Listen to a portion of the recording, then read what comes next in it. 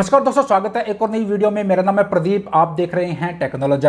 और आज की इस वीडियो में हम बात करने वाले हैं, मैं आपको स्टेप बाय स्टेप दिखाऊंगा, अच्छी तरह से समझाऊंगा, अप्लाई करके भी दिखाऊंगा कि अगर आपकी 6 महीने से कम की सर्विस है तो ये जो पेंशन का पैसा है, पेंशन कंट्रीब्यूशन की ये जो अमाउंट है, इसको कैसे आप विड्रॉ कर सकते हो, कैसे आप निकाल सकते हो, अपने बैंक अकाउंट में कैसे आप ले सकते हो। अगर आपकी 2 महीने की सर्विस थी या फिर 3 महीने की सर्विस थी, 4 महीने की सर्विस थी, 1 महीने की सर्विस थी, कहने का मतलब ये है कि 6 महीने से कम की अगर आपकी सर्विस थी और आपने कंपनी छोड़ दी है, कंपनी छोड़े हुए 2 महीने कंप्लीट हो गए हैं, 2 महीने से बेरोजगार हैं और अब आप अपना पूरा पेंशन का पैसा निकालना चाहते हैं, तो कैसे आप ये जो पेंशन कंट्रीब्यूशन की अमाउंट है इसको निकाल सकते हो, विड्रॉ कर सकते हो। यहां पर मैं आपको बताना चाहूंगा कि अभी रिसेंटली ईपीएफओ ने ईपीएस 95 पेंशन स्कीम में संशोधन किया है, बदलाव किया है। बदलाव ये किया कि अब अगर किसी पीएफ मेंबर की 6 महीने से कम की सर्विस है तो ये जो पीएफ का पैसा है इसके साथ साथ पेंशन का पैसा भी निकाल सकता है। और यहां पर एक बात और मैं आपको बताना चाहूंगा कि अगर आपने आज से 4 महीने पहले, 5 महीने पहले, 6 महीने पहले कंपनी छोड़ दी थी और आपकी सर्विस 6 महीने से कम की थी और आपने फुल एंड फाइनल सेटलमेंट के लिए फॉर्म 19 अप्लाई कर दिया था, ये दोनों अमाउंट तो आपने निकाल ली थी, बट पेंशन का पैसा विड्रॉ नहीं किया था क्योंकि आपकी जो सर्विस थी वो 6 महीने से कम की थी। तो अब आप पीएफ का पैसा तो आपने पहले ही निकाल लिया, तो अब आप पेंशन का पैसा भी निकाल सकते हो। कैसे आपको फॉर्म अप्लाई करना है, चलिए आपको स्टेप बाय स्टेप दिखा देता हूं। उससे पहले यहां पर मैं आपको दिखाना चाहूंगा, यहां पर आप देख सकते हो हमारी 2 पीएफ मेंबर आईडी है। पहली पीएफ मेंबर आईडी में हमारी जो सर्विस है वो लगभग 15 दिन की सर्विस है। डेट ऑफ ज्वाइनिंग यहाँ पर आप देख सकते हो 14/12/2020 है और डेट ऑफ एग्जिट 28/12/2020 है, लगभग 14 दिन की हमारी सर्विस है। और दूसरी पीएफ मेंबर आईडी में हमारी जो सर्विस है वो लगभग 2.25 महीने की है। यहाँ पर आप देख सकते हो डेट ऑफ ज्वाइनिंग 13/9/2023 और डेट ऑफ एग्जिट 25/11/2023 है। तो लगभग हमारी जो सर्विस है, टोटल सर्विस दोनों पीएफ मेंबर आईडी की मिलाकर हमारी जो सर्विस हो गई है वो हो गई है 3 या फिर 3.25 महीने की। तो 6 महीने से हमारी कम की सर्विस है। तो चलिए पेंशन का पैसा कैसे निकालना है मैं आपको दिखा देता हूँ स्टेप बाय स्टेप। तो इसके लिए सबसे पहले आपको ईपीएफओ की वेबसाइट ओपन कर लेनी है। ईपीएफओ की जो वेबसाइट है वो है www.epfindia.gov.in। जब इसको ओपन करेंगे उसके बाद यहाँ पर आपको एक ऑप्शन देखने को मिलेगा online claim member account transfer का, इस पर आपको क्लिक करना है। जैसे इस पर आप क्लिक करेंगे तो ईपीएफओ का जो यूएन मेंबर का जो पोर्टल है ये ओपन हो जाएगा। बाकी इसका जो लिंक है मैंने वीडियो के डिस्क्रिप्शन में दे दिया है, वहां पर आप क्लिक करेंगे तो डायरेक्ट यहाँ पर पहुंच जाएंगे। एक अलर्ट देखने को मिलता है, जब आप लोग ओपन करेंगे तो इसको कर देना है ओके। अब यहाँ पर आपको अपना 12 डिजिट का यूएन नंबर मेंशन करना है, यहाँ पर पासवर्ड मेंशन करना है और ये जो कैप्चा कोड है यहाँ पर मेंशन करके साइन इन कर लेना है। कैप्चा कोड समझ में नहीं आता तो यहाँ पर रिफ्रेश का बटन है, इस पर क्लिक करेंगे तो नया कैप्चा कोड आ जाएगा। और पासवर्ड याद नहीं है, पासवर्ड भूल गए तो यहाँ पर देखिए फॉरगेट पासवर्ड का ऑप्शन आपको देखने को मिलेगा, इस पर क्लिक करके अपना पासवर्ड आप बना सकते हो।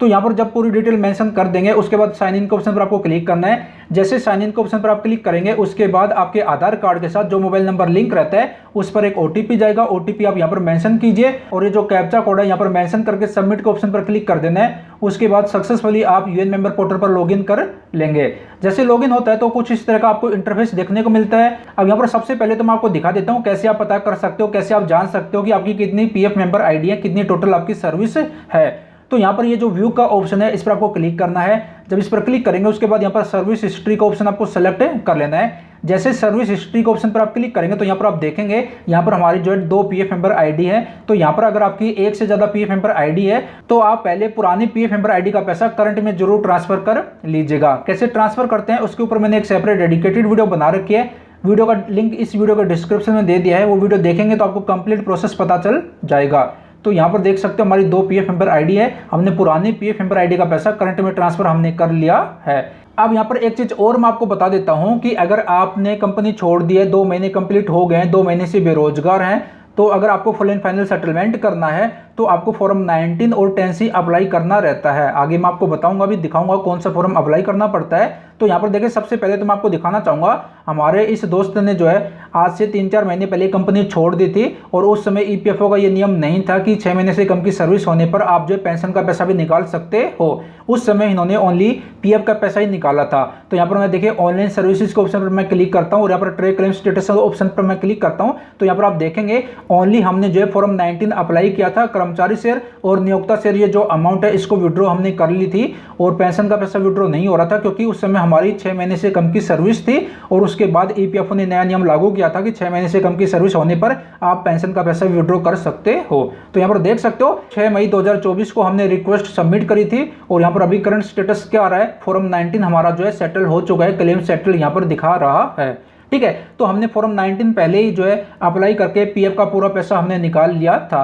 अब ईपीएफओ ने नया नियम लागू कर दिया है तो अब हम जो है पेंशन का पैसा भी विड्रॉ करने जा रहे हैं क्योंकि हमारी सर्विस 6 महीने से कम की थी। अब पेंशन का पैसा निकालने के लिए आपको यहाँ पर ऑनलाइन सर्विसेज का जो ऑप्शन है इस पर आपको क्लिक करना है और यहाँ पर क्लेम फॉर्म 31/19/10 का जो ऑप्शन है ये आपको सेलेक्ट कर लेना है। जैसे ये सेलेक्ट करेंगे उसके बाद यहाँ पर आपको अपना पूरा बैंक अकाउंट नंबर मेंशन करना है जो आपके यूएन अकाउंट के साथ लिंक है। जब यहाँ पर पूरा बैंक अकाउंट नंबर मेंशन कर दें उसके बाद यहाँ पर वेरीफाई का जो ऑप्शन है इस पर आपको क्लिक कर देना है।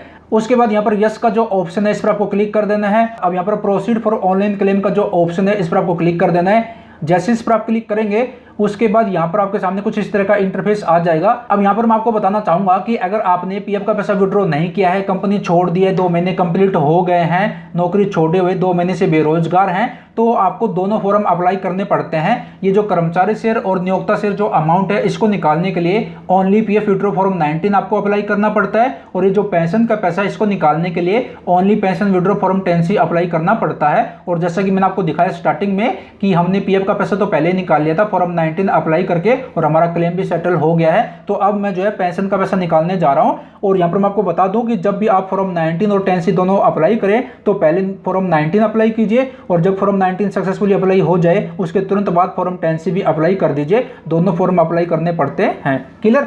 तो चलिए यहाँ पर मैं जो है only pension withdraw form 10C select कर लेता हूँ। जैसे यहाँ पर only pension withdraw form 10C select करेंगे उसके बाद यहाँ पर आपको अपना पूरा एड्रेस मेंशन करना है जो आपके आधार कार्ड में है।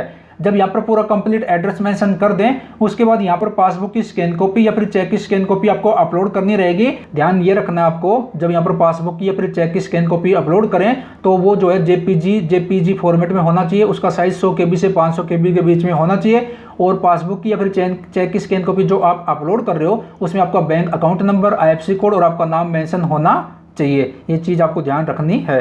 तो यहाँ पर जब आप चूज फाइल के ऑप्शन पर जो है चेक की स्कैन कॉपी या फिर पासबुक की स्कैन कॉपी अपलोड कर दें उसके बाद यहाँ पर छोटा सा एक बॉक्स है, इस पर आपको टिक करना रहेगा। जैसे इस पर आप टिक करेंगे, जब यहाँ पर टिक कर दें उसके बाद यहाँ पर गेट आधार OTP के ऑप्शन पर आपको क्लिक करना है। उसके बाद आपके आधार कार्ड के साथ जो मोबाइल नंबर लिंक रहता है उस पर एक OTP जाएगा। OTP आपको यहाँ पर मेंशन कर देना है और जब यहाँ पर OTP मेंशन कर दें उसके बाद यहाँ पर validate OTP and submit claim form का जो ऑप्शन है इस पर आपको क्लिक कर देना है। उसके बाद OTP वेरीफाई जैसे हो जाएगा उसके बाद आपका जो क्लेम है सक्सेसफुली सबमिट हो जाएगा। यहाँ पर आ जाएगा message OTP has been verified, KYC updated and pension withdraw claim form submitted successfully. और यहाँ पर क्लिक करके इसका PDF भी आप देख सकते हो और डाउनलोड भी कर सकते हो, बाकी इसकी ज़रूरत नहीं है। तो हमने जो है पेंशन का पैसा निकालने के लिए फॉर्म 10C सक्सेसफुली अप्लाई कर दिया है।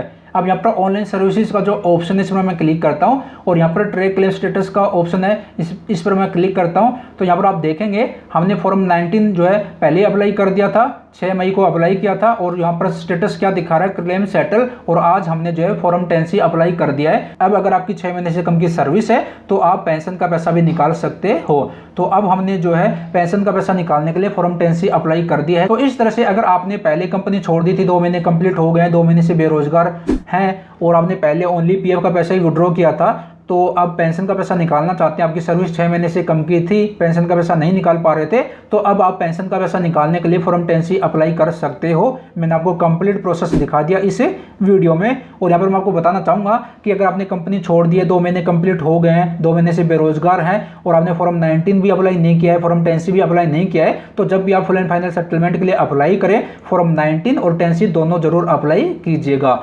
अब जैसे फॉर्म सबमिट कर देंगे उसके बाद 5 से 7 दिन में आपका जो क्लेम है वो सेटल कर दिया जाएगा EPFO की तरफ से और आपको मैसेज भी आ जाएगा अपने मोबाइल पर और बैंक अकाउंट में पैसा क्रेडिट होगा, तब जो है आपको मैसेज भी मिल जाएगा। तो इस तरह से पेंशन का पैसा निकालने के लिए अगर आपकी 6 महीने से कम की सर्विस है तो पेंशन का पैसा आप निकाल सकते हो। मैंने आपको कंप्लीट प्रोसेस दिखा दिया कैसे फॉर्म 10C जो है अप्लाई करना है। आई होप जानकारी पसंद आई होगी। जानकारी पसंद आए तो वीडियो को लाइक कीजिए, शेयर कीजिए और इस तरह की हेल्पफुल नॉलेज वीडियो आगे पढ़ना चाहते हैं तो चैनल को जरूर सब्सक्राइब कीजिएगा। मिलते जल्द एक और नई जानकारी के साथ।